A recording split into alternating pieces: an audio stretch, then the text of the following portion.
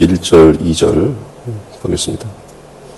그러므로 우리가 그리스도의 도의 초보를 버리고 죽은 행실을 회개함과 하나님께 대한 신앙과 세례들과 안수와 죽은 자의 부활과 영원한 심판에 관한 교훈의 털을 다시 닦지 말고 완전한 대로 나아갈지니라.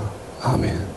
예, 우리는 계속해서 도의 초보를 버리라 해서 여기 6가지죠. 이 6가지 하나하나를 살펴보고 있습니다. 그래서 죽은 자의 행실, 죽은 행실을 회개하고 하나님께 대한 신앙, 그리고 세례와 안수, 죽은 자의 부활, 그리고 오늘 영원한 심판에 관한 교훈에 대해서 살펴보겠습니다. 심판은 여러 번 얘기를 했습니다. 이 심판을 통해서도 우리가 하나님의 그 의를 우리가 드러내는 것, 그것이 바로 이 심판에 관한 교훈에서 도의 초보에 머무르지 않고 우리가 완전한 대로 나아갈 수가 있습니다. 우리가 심판이라고 했을 때 히브리어로는 미슈파트, 또 딘이나 단이라고 또 하죠. 심판. 그리고 헬라어에서는 그걸 크리시스라고 합니다.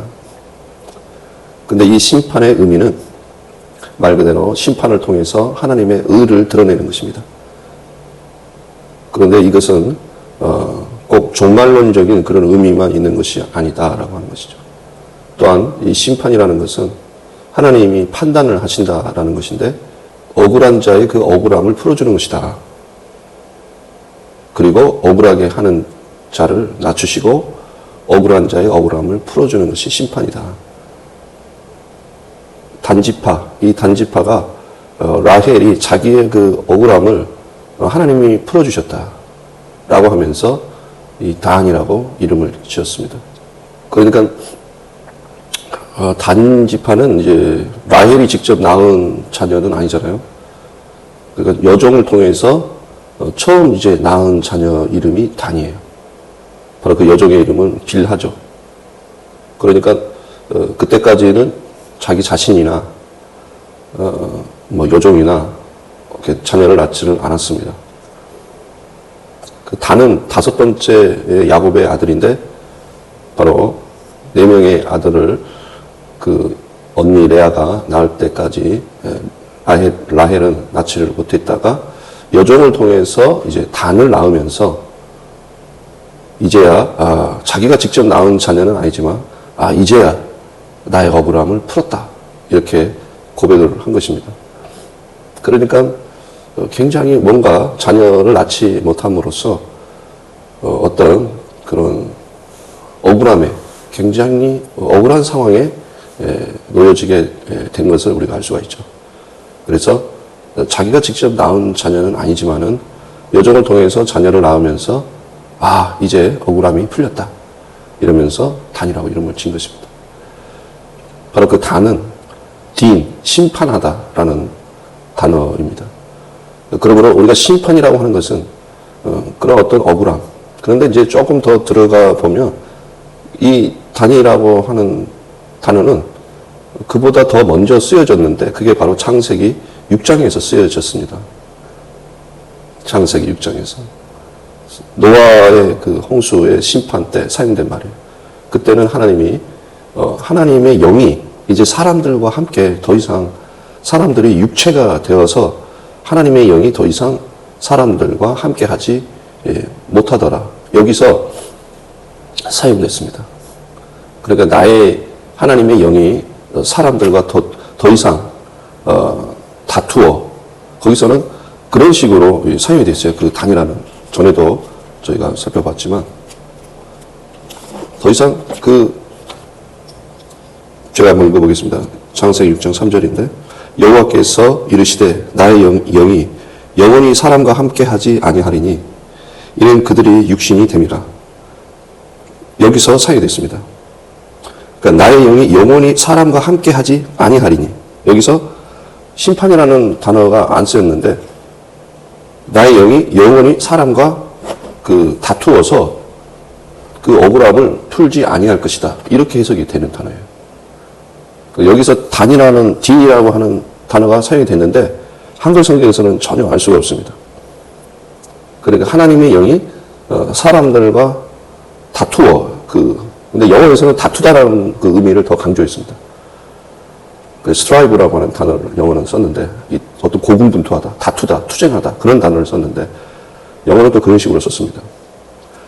그리고 영어에서는 왜 사람과 더 이상 다투지 아니하리라라고 쓰였고 여기서는 한글에서는 함께하지 아니할 것이라고 썼는데 본래 뜻은 하나님께서 그런 어떤 사람들과 이제 다투어서 그 하나님의 그 억울함을 내가 이제 더 이상 그것을 주장하고 다투고 이제 하지 않을 것이다. 즉 떠난다는 것이죠. 더 이상 함께하지 않을 것이다. 그러니까 한글 성경에서는 더 이상 함께하지 않을 것이다. 이렇게 사용을 하신 것입니다. 그래서 사람들과 더 이상 함께하지 않을 것이다. 그런데 영어에서는 이제 더 이상 다투지 않을 것이다. 그러니까 하나님의 영이 당연히 이것은 당연한 것이고 이것은 사람이 그 주장할 바가 아닌데 왜냐하면 하나님의 피조물이잖아요. 하나님이 만드신 건데 하나님의 영이 사람 안에 있을 수가 없게 되어버린 거예요. 이것은 당연한 것이고 사람이 주장할 바가 아닌데 다툼이 일어나게 되고 그래서 더 이상 하나님의 영이 사람과 함께 다투지 아니할 것이다. 한글에서는 함께하지 아니할 것이다. 그런데 원래 이 딘의 이 억울함을 풀다라고 하는 그 의미가 있습니다. 그러니까 억울함을 풀지 아니할 것이다. 그러니까 최초의 억울함은 사람의 억울함이 아니고 하나님의 억울함이다라고 하는 것이 여기서 처음 사용된 것입니다. 딘이. 그러니까 우리가 심판이라고 했을 때 사람의 이제 억울함, 우리 이 인간 세상에 너무나 많은 억울함이 있는데 이 억울함을 이제 하나님이 이제 해결해 주시나 보다. 사람들은 그렇게 생각하기가 쉬운데 최초의 억울함은 하나님이에요. 그러니까 결국 이 심판이라고 하는 것은 하나님의 억울함을 해결하고 하나님의 영이 우리 가운데 다시 오는 것입니다. 그러니까 사람의 육체를 통해서는 더 이상 하나님의 영이 올 수가 없는 거예요. 하나님의 영이 영원히 사람과 함께하지 아니한다라는 말씀처럼 이 히브리서 6장 말씀처럼 창세기 6장 말씀처럼 그런데 이제 예수 그리스도께서 죽은 자 가운데서 다시 사심으로 이 영원한 생명의 무궁한 생명의 능력으로 이 생명을 우리에게 주심으로 예수의 생명을 통해서 하나님의 영이 다시 인간에게 오게 된 것입니다. 이것이 성령의 전이 되는 것이 우리가 성전이 되고 우리가 성령의 전이 된 것은 이제 예수의 생명으로서 하나님의 영이 이제 우리에게 오게 된 거예요. 원래는 이미 심판 때, 노아 홍수 심판 때 이미 하나님께서 이제 나의 영은 사람과 영원히 함께하지 아니할 것이다. 이제 더 이상 주장하고 다투지 아니할 것이다. 왜? 사람이 육체가 되었기 때문이다. 이렇게 이미 말씀하셨어요. 그러나 예수 그리스도께서 그 우리의 그 육체의 그 죄를 짊어지시고 예수 그리스도께서 죽으시고 부활하심으로 말미암아 그 예수의 생명 안에서 다시 성령의 전이 되었다라는 거죠. 그러니까 우리가 억울함이라고 했을 때 하나님의 억울함이 먼저라는 거예요. 그러니까 결국 하나님이 이 세상을 심판을 하실 때도 그 심판의 의미가 하나님이 우리 가운데 임하시겠다는 거예요. 우리 가운데 좌정하시겠다는 거예요. 그냥 나의 억울함 이것만 생각하면 도의 초보에 머물러 있는 거예요. 하나님의 억울함이 있는 거예요. 그게 더 먼저예요. 그래서 우리가 로마서에서도 모든 만물이 피조물이 탄식한다고 하잖아요. 근데 그 피조물의 그 탄식이 뭐예요? 하나님의 아들들이 나타나는 것을 그때를 열망하고 기다리면서 탄식하는 거예요. 즉 이제 그 하나님의 아들들이 부활의 몸을 입고 그 영광 가운데 다시 나타나는 그때를 모든 피조물이 사모한다. 썩고 그 사망에 그 썩음의 그 종노릇하던 그 모든 피조물이 부패하고 썩음에서 다시 회복되는 것은 바로 하나님의 아들들이 나타나는 거다라는 것이죠. 그러니까 모든 피조물의 그 탄식은 하나님의 영이 다시 들어오는 거예요. 사람이 온전한 그 부활의 몸을 입어서 하늘의 장막을 덧입어서 온전히 하나님의 영이 다시 돌아오는 거예요. 온전하게. 완전하게. 이것이 심판이에요. 우리는 나의 억울함, 이 인간 세상의 억울함뿐만 아니라 하나님의 억울함이 먼저라는 거죠. 그래서 우리가 심판의 교훈이라고 했을 때는 더 우리가 하나님께로 가는 것이죠. 더 우리가 하나님께로 가서 하나님의 그 의를 드러내는 것, 하나님의 의를 드러내는 것입니다. 더 가까이 가는 거예요. 그래서 요한복음 3장에서 하나님이 세상을 이처럼 사랑하사 독생자를 주셨으니 이는 저를 믿는 자마다 영원히 멸망치 아니하고 영생을 얻게 하려 함이니라. 하나님을 믿지, 예수님을 믿지 않는 자마다 이미 심판을 받았나니, 이미 심판을 받았다라는 거예요. 왜냐하면 그가 예수님을 영접하지 않기 때문에 이미 그는 심판을 받았다라는 거예요. 그러시면서 심판은 이것이니, 정죄는 이것이니 라고 말씀하시면서 빛이 왔으되, 심판이라고 하는 것은 빛이 왔지만 어둠이 깨닫지를 못하는 거예요. 그리고 빛 가운데로 오지 않아요. 빛을 미워해요. 악을 행하는 자마다 빛으로 가까이 오지를 않아요. 왜냐하면 자기가 행한 행위가 악하기 때문에 빛으로 오면 그 행위가 드러날까 함이요 라고 성경은 말하고 있어요. 심판이라고 하는 것은 그 악을 드러내는 거예요. 모든 만물이 다 벌거벗은 것 같이 드러나는 거예요. 그러나 하나님 앞에 선을 행하는 자, 하나님 앞에서 행하는 자, 그 사람은 선을 행하는 자인데, 선을 행하는 자는 더 빛 가운데로 온다는 거예요. 더 빛 가운데로 와서 자기가 행하는 행위가 하나님 앞에서 행한 행위인 것을 드러내기 위해서 빛이 왔을 때 빛 가운데로 더 가까이 가서 자기가 행한 행위가 하나님 앞에서 행한 행위인 것을 나타내려 함이라 라고 말씀하는 거예요.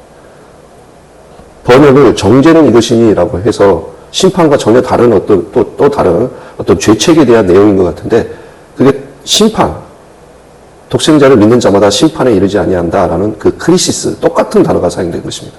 그러니까 심판은 이것이니, 그 심판이라고 하는 것은 드러내는 것이구나 라고 하는 것이죠. 하나님의 의를 드러내는 것이고, 이제 그 억울함을 해결해 주시고 하나님의 의를 드러내는 것이고, 또 악을 드러내는 것이고, 또 우리가 행한 행위를 드러내서 이것을 칭찬이 있게 하는 것이죠. 드러내는 거예요, 심판은. 그러니까 부정적인 의미가 있는 것이죠. 긍정의 의미도 있고, 긍정의 의미는 의를 드러내는 거예요. 억울함을 해결해 주는 거예요. 우리가 행한 행위를 드러내는 거예요. 그런데 부정의 의미는 이제 판단하신다는 것이고, 그리고 억울한 자를 판단하신다는 것이고, 그리고 그 악을 폭로한다는 것이죠. 드러내버린다. 그게 하나님의 심판이에요. 그러니까 심판의 교훈으로 우리가 완전한 대로 나아가는 것은 우리가 더욱 빛 가운데로 행하여서, 더욱 빛 가운데로 행하여서 하나님의 온전한 전이 되는 거예요. 성령의 전이 돼서 하나님의 억울함이 없어야 돼요. 나의 억울함만 생각하면서 가슴을 칠 것이 아니에요. 하나님, 내가 온전한 성령의 전이 되었는지, 이것이 되게 중요한 거예요. 이게 교훈의 털을 다시 닦지 않고 도의 처보에 머물러 있지 않고 완전한 대로 나아가는 거예요. 이것은 그냥 종말론적으로 그냥 심판이 있을 것이다, 그런 의미가 아니었다는 거예요. 그런데 이 교훈의 털을 다시 닦고서 도의 처보에 머물러 있어서는 안 된다는 하는 것입니다. 반드시 하나님의 의를 드러내는 거예요. 그 의라고 하는 것이 바로 하나님이 우리 가운데로 돌아오는 거예요.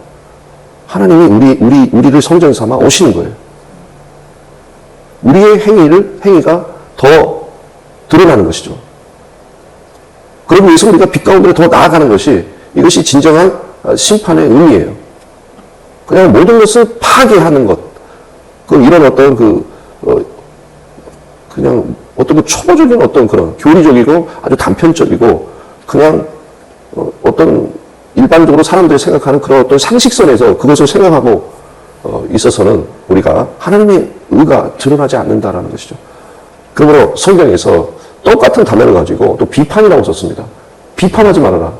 너희가 비판을 받을 것이다. 이것도 똑같이 크리시스거든요. 그러니까 왜 어디서는 하나님이 판단하신다고 그러고 하나님이 심판하신다고 하는데 또 어디서는 또 비판하지 말아라 하는 것인가. 하나님의 의를 드러내지 않는 모든 판단이나 모든 분별은 그게 비판이 되어버리는 거예요.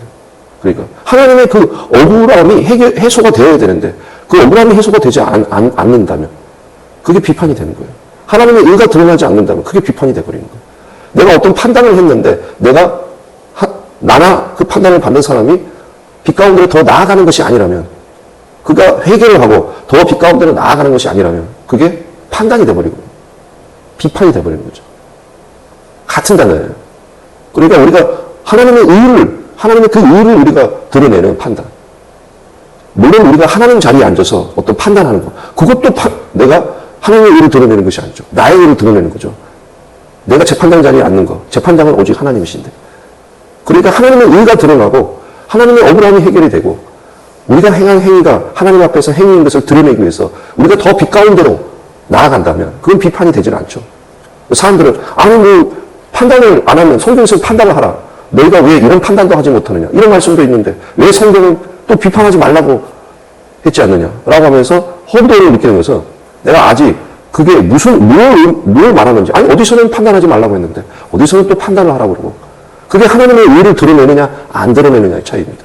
교훈의 털을 다시 닦지 않고 우리가 정말 완전한 대로 나아가서 단단한 심리를 그러니까 먹어야만 되는 거예요. 그래서 우리가 장성한 자의 우리가 분량으로 성장을 한다면, 나아간다면 하나님은 분명히 우리와 함께 하실 것이고 하나님의 영광을 드러내시고 우리가 원하는 것 그 이상으로 차고 넘치게 우리를 축복해 주실 것입니다. 기도하겠습니다. 하나님 아버지 감사합니다. 오늘 지난주부터 죽은 행실을 회개하고 하나님께 대한 신앙과 세례와 안수와 죽은 자의 부활과 영원한 심판에 관한 교훈의 털을 다시 닦지 말고 완전한 대로 나아가라. 주여, 우리가 도의 초보에 머무르지 아니하고 의의 말씀을 경험한 자로서 지각을 사용하여 선악을 분별하는 자들이 되게 하옵소서. 감사드리며 예수님 이름으로 기도합니다.